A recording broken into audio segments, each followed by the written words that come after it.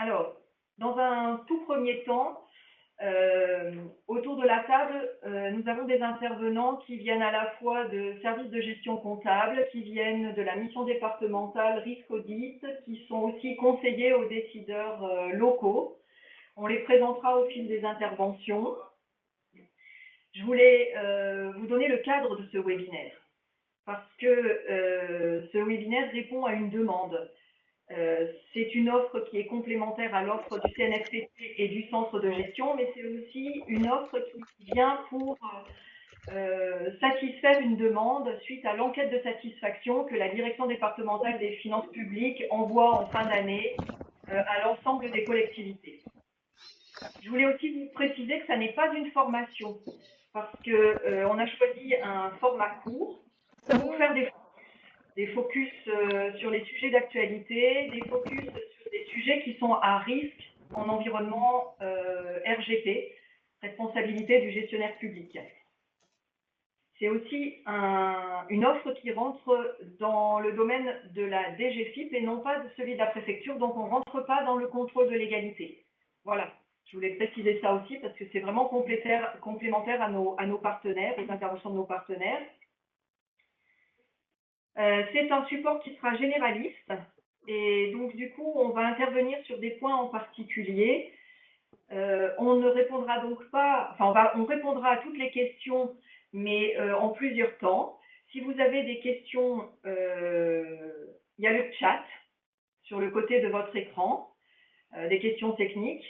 On fera des petits points après chaque intervention pour voir si on peut répondre à certaines d'entre elles tout de suite parce que c'est une précision qui est demandée dans le cadre de l'intervention. Si c'est des questions un peu plus techniques, on y reviendra par la suite et on vous enverra les réponses par le biais d'une foire aux questions. Si ce sont des questions qui sont plus particulières et qui concernent des dossiers, à ce moment-là, on vous renverra vers les conseillers aux décideurs locaux, puisque c'est quand même eux vos interlocuteurs directs. Voilà. Et puis, maintenant que le cadre est posé, je vais laisser la place à une petite vidéo que notre directeur départemental des finances publiques, Xavier Ménette, a souhaité enregistrer pour introduire les séquences de webinaires qui, pour cette fois, est le premier webinaire de cette offre que nous avons à destination des secrétaires de mairie. Voilà, je laisse la place au directeur. Bonjour à toutes et à tous. Le rôle des secrétaires de mairie est essentiel au bon fonctionnement des collectivités locales. Nous savons que vos missions sont nombreuses, variées et parfois complexes. La Direction générale des finances publiques, des conseillers aux décideurs locaux accompagnent depuis 2020 les collectivités pour leur apporter un appui technique et des conseils budgétaires. Ils sont 9 dans le département du Haut-Rhin. Vous connaissez sûrement celui ou celle qui est rattaché à votre collectivité. Et une enquête annuelle permet d'évaluer la satisfaction des collectivités vis-à-vis de leur activité. Leur soutien est clairement plébiscité. Mais l'enquête fait également apparaître que les secrétaires de mairie souhaitent un accompagnement plus poussé, plus régulier, avec plus de formation et de documentation technique pour exercer leur mission au quotidien. Pour répondre à ce besoin, nous avons décidé de mettre en place une animation dédiée à votre réseau. Nous souhaitons vous proposer 3 types d'actions. Une formation annuelle, organisée si possible et dans chaque intercommunalité, avec cette année un focus sur la comptabilité et le budget. Des fiches techniques, accessibles sur le site de la préfecture, pour vous apporter des réponses pratiques et rapides. Enfin, des webinaires d'une durée d'environ 30 minutes chacun, qui se tiendront tout au long de l'année et traiteront de sujets spécifiques en lien avec vos missions et votre actualité. Nous avons donc le plaisir de vous inviter à notre premier webinaire consacré au thème des marchés publics, dont nous savons qu'il constitue un sujet essentiel pour vous.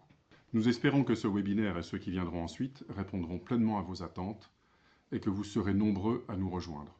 À très bientôt, j'espère.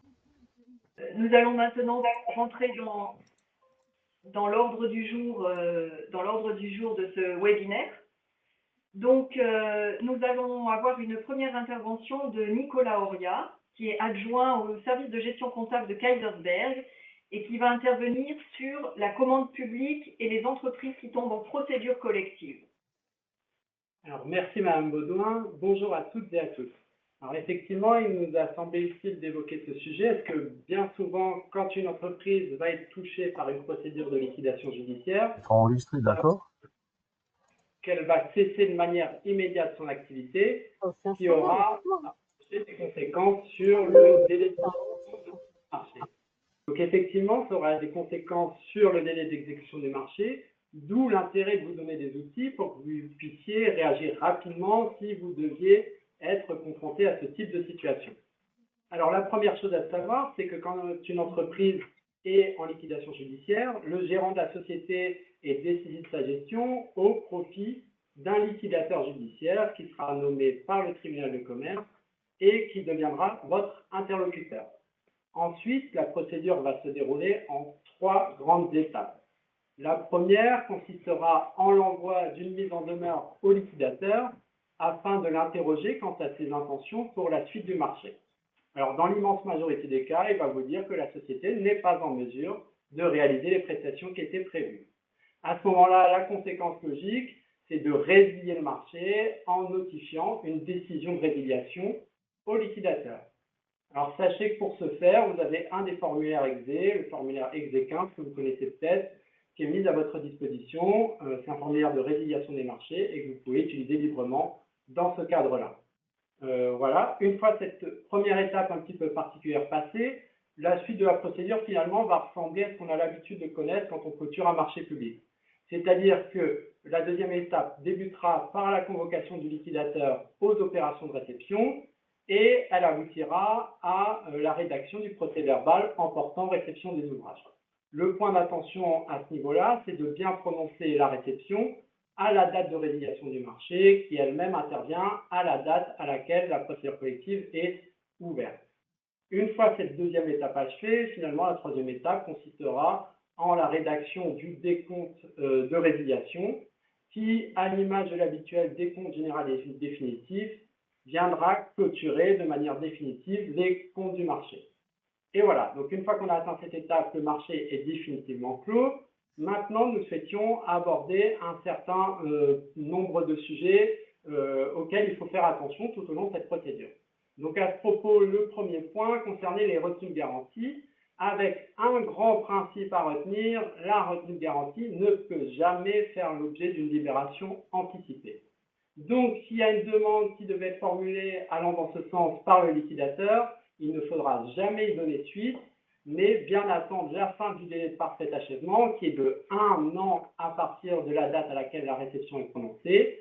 Et à l'issue de ce délai, vous fournirez les documents qui sont énumérés sur le diaporama à votre comptable public, qui procédera à la libération. Il faudra faire attention à bien fournir le bon relevé d'identité bancaire, qui est celui-là du liquidateur.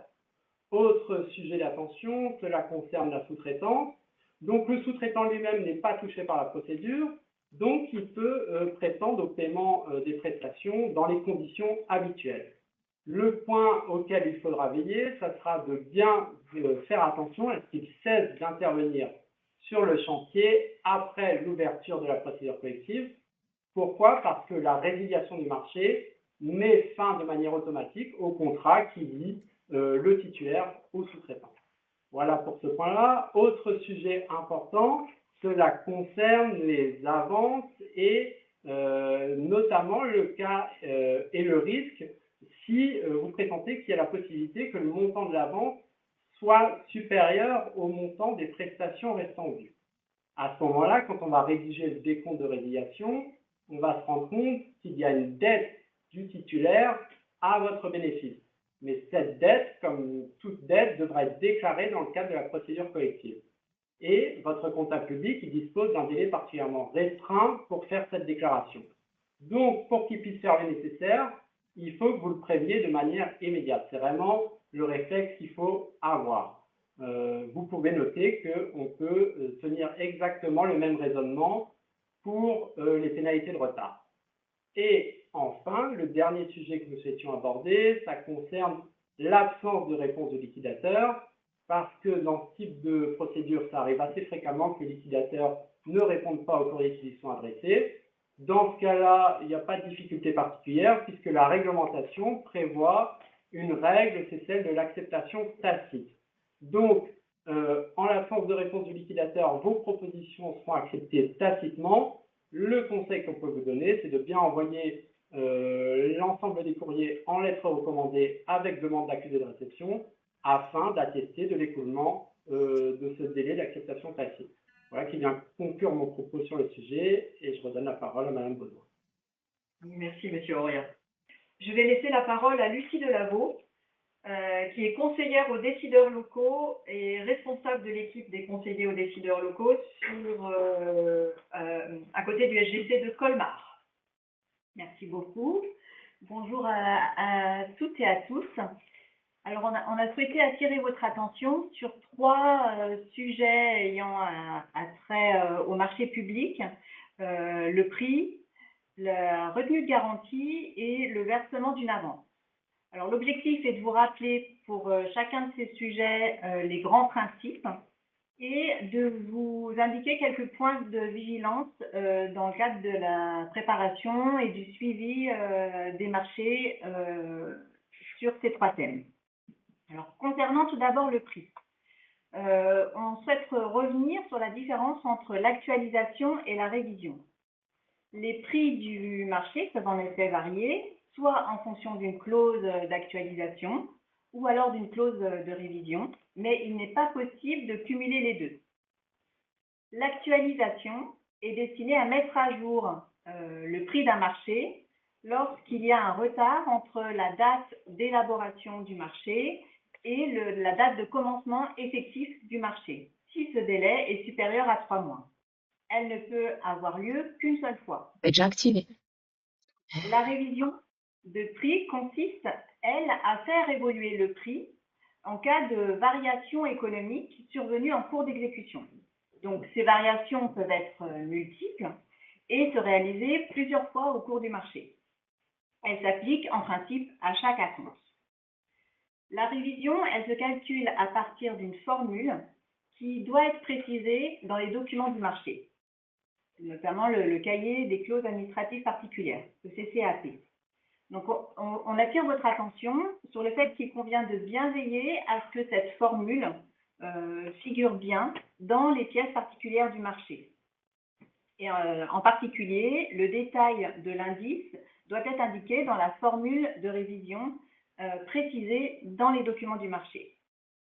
Alors, ces indices sont accessibles à partir de deux sites. Il y a le site de l'INSEE qui est un site accessible gratuitement ou le site du moniteur qui, lui, demande un accès d'abonnés payant.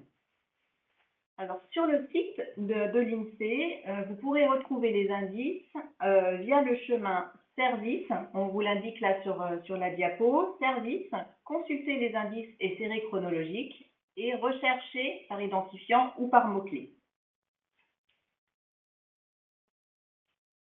On vous mettra de toute manière sur le support du webinaire l'accès et le chemin pour ces deux sites. Autre point de vigilance, celui de la retenue de garantie. Alors, la retenue de garantie a pour objet de couvrir les réserves qui sont formulées à réception des prestations du marché.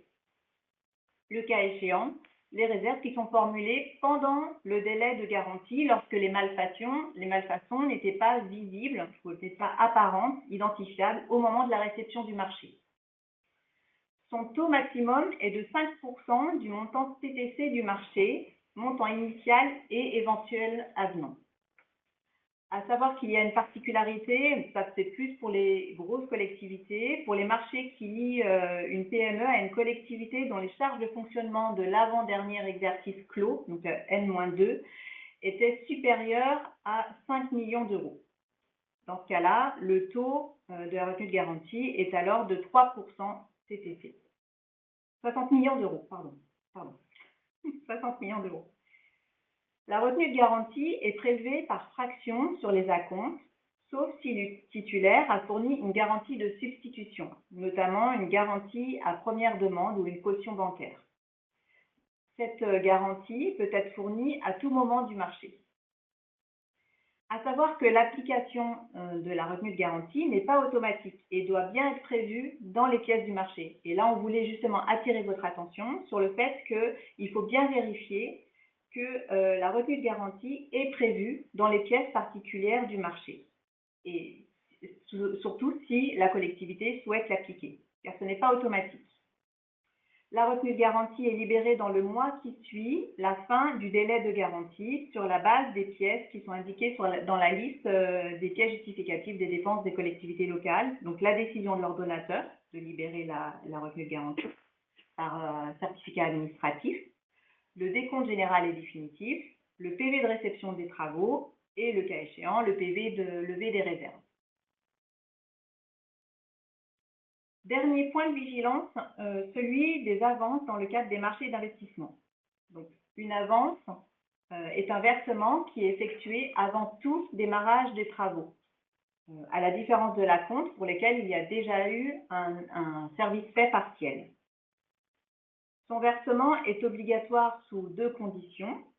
Si le montant du marché initial est supérieur à 50 000 € hors taxe, et si le délai d'exécution du marché est supérieur à 2 mois.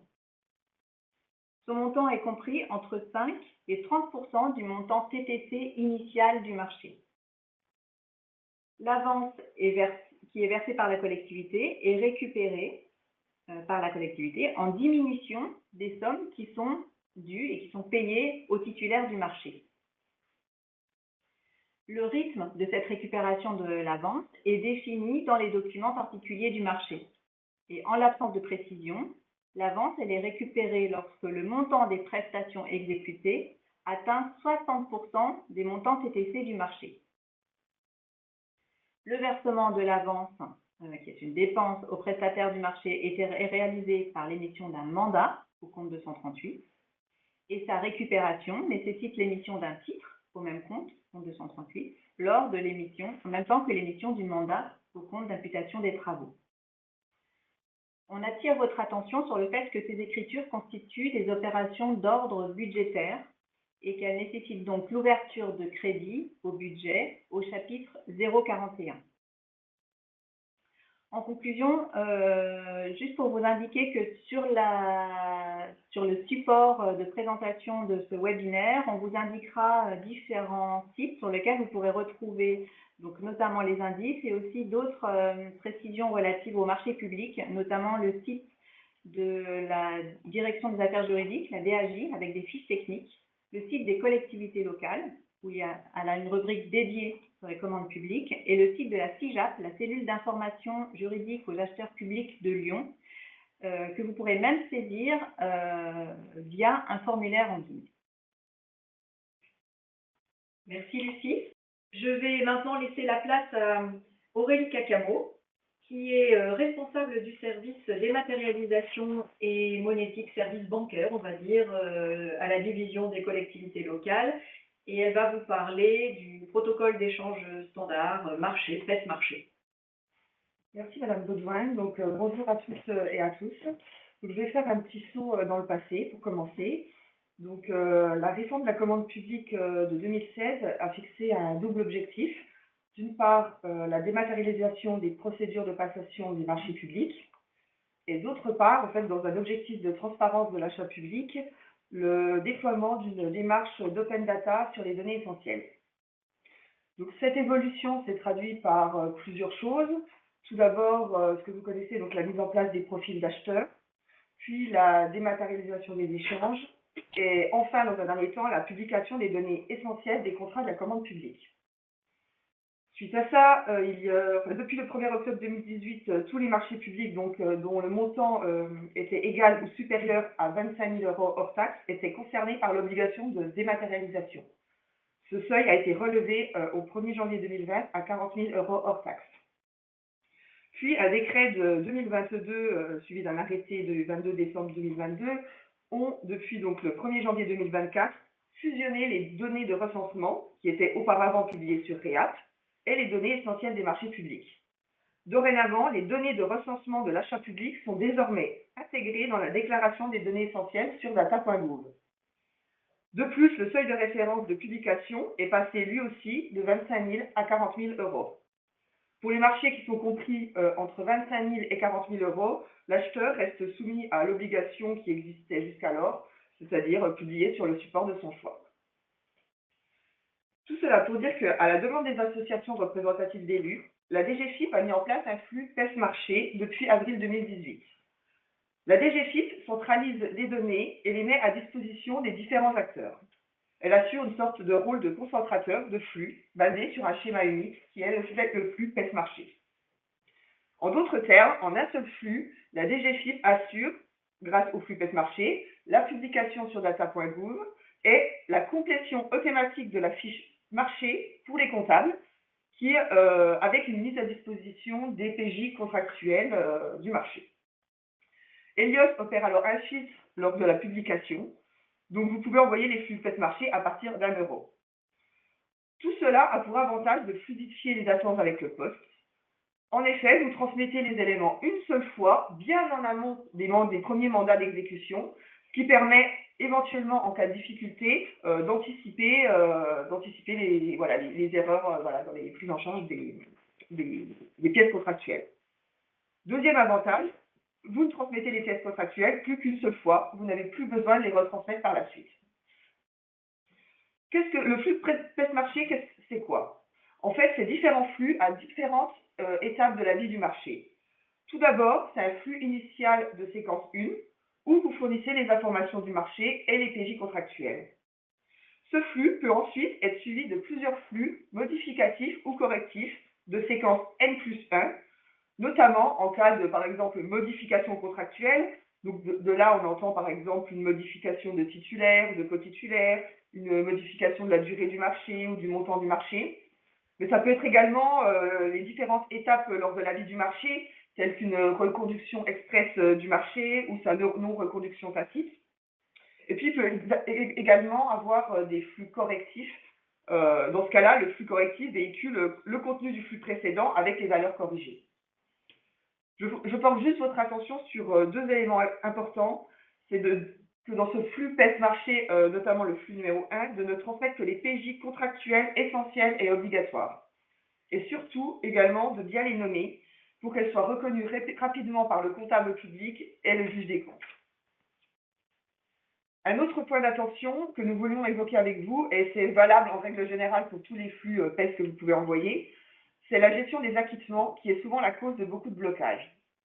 Il faut comprendre qu'à chaque fois que vous envoyez un flux dans Helios, en fait, il passe par un guichet et que ce guichet, en fait, vous fournit un acquis, ce qu'on appelle un ACK.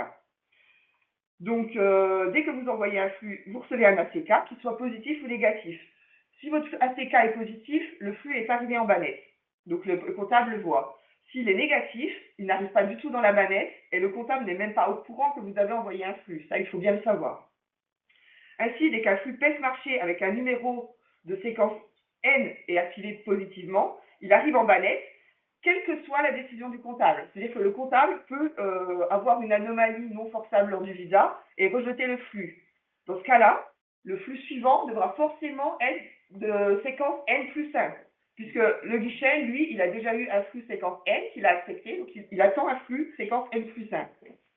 Inversement, si vous aviez eu un acquis négatif, vous devez retraiter votre flux et le renvoyer avec le même numéro. Parce que du coup, le guichet, lui, il attend ce numéro. Puisqu'il l'a rejeté, il attend encore ce numéro, ce flux N. Voilà.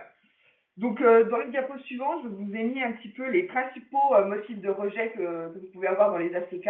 C'est souvent des problèmes de numéro de séquence, comme je viens de vous l'expliquer. Mais ça peut être également aussi des incohérences de montant dans les blocs de ventilation ou des comptes bancaires erronés. Voilà en tout cas ce que je peux vous dire sur le flux PES-marché. Nous compléterons mon intervention par deux fiches qui seront mises à disposition. Donc, une fiche sur le PES-marché et une fiche sur les ACK, sur la gestion des ACK en règle générale. Voilà, je vous remercie pour votre attention. Merci Aurélie. On va laisser la parole maintenant à Leïla Raoui, qui travaille à la mission départementale des risques et du contrôle interne, et qui va vous parler marché public, maîtrise des risques et RGP. Merci beaucoup.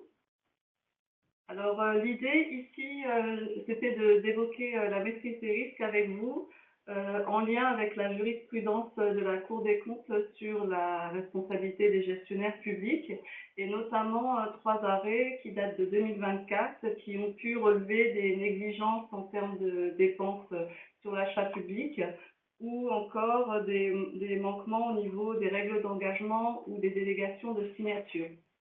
Ce sur quoi je souhaitais attirer votre attention aujourd'hui en termes de sensibilisation, c'est le fait que s'il y a un dispositif existant de maîtrise des risques ou notamment de contrôle interne, eh bien, ça peut être un élément atténuant en termes de responsabilité. À contrario, le fait qu'il n'existe pas de dispositif sur le sujet au sein d'une structure, c'est un élément aggravant. Et notamment, la Cour des comptes se prononce sur le niveau de gravité de la faute en tenant compte des procédures de contrôle interne qui existent.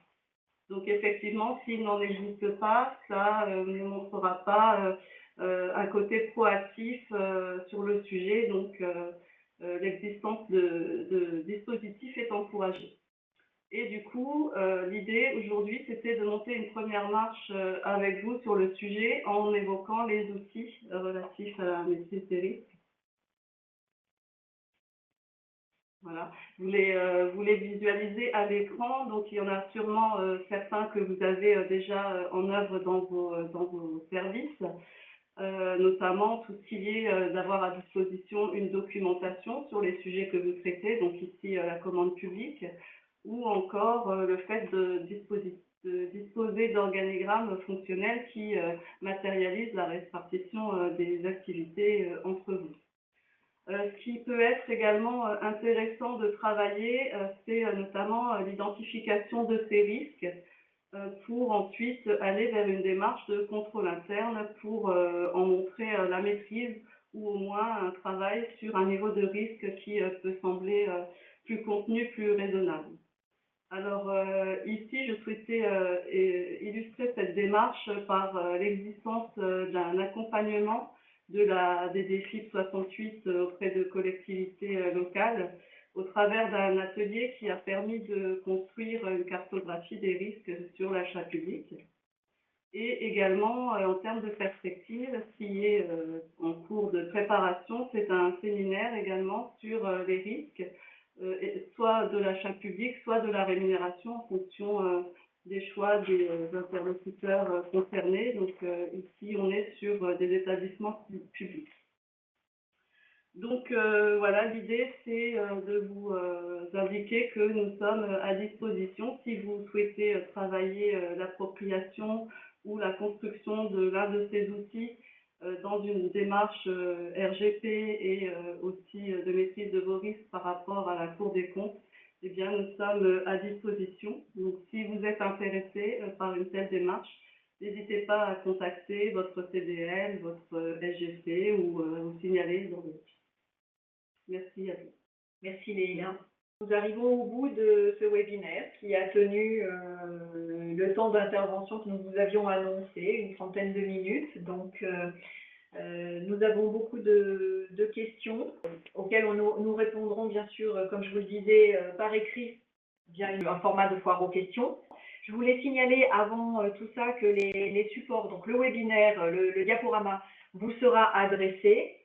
Les fiches support de l'intervention, c'est-à-dire le détail de ce qui vous a été dit, formera des fiches techniques et sera mis en ligne aussi vous sera transmis déjà par mail, mais tout ça sera aussi mis sur le site de la préfecture en ligne avec l'enregistrement que nous venons de faire. Je remercie, parce que j'ai présenté les autres intervenants, mais je remercie Pascaline Curie, qui est adjointe au SGC de Colmar, et Claire Nadolski, qui est conseillère aux décideurs locaux à Mulhouse et M2A, d'avoir assuré la technique, mais aussi répondu et participé à répondre aux questions. On arrive au bout du webinaire. On espère que ce webinaire aura répondu à des questions et à vos attentes.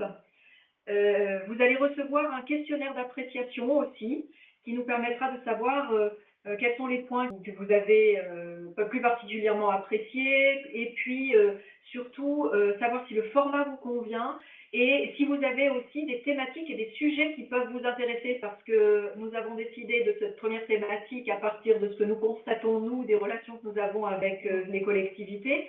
Mais il y a probablement des sujets que nous n'appréhendons pas de la même façon que vous. Donc voilà, vos idées sont les bienvenues et ça sera plus collaborative dans la construction de cet accompagnement. Nous serons de nouveau en webinaire le 24 juin sur la lutte contre les tentatives d'escroquerie et les faux ordres de virement. Nous rencontrerons aussi peut-être certains d'entre vous au Salon des maires, puisque nous aurons un stand le 19 juin au Salon des maires. Voilà. Et puis, merci à vous d'avoir été présents parce que vous étiez 137 personnes connectées aujourd'hui et tous les remerciements que je présente aux participants et aussi à notre service communication que vous ne voyez pas, qui sont derrière l'écran. Donc, Anthony Légerie, Anastasia Sidney et Géraldine Tavonne qui ont contribué au bon fonctionnement technique de ce webinaire. Merci à tous, à bientôt et au revoir.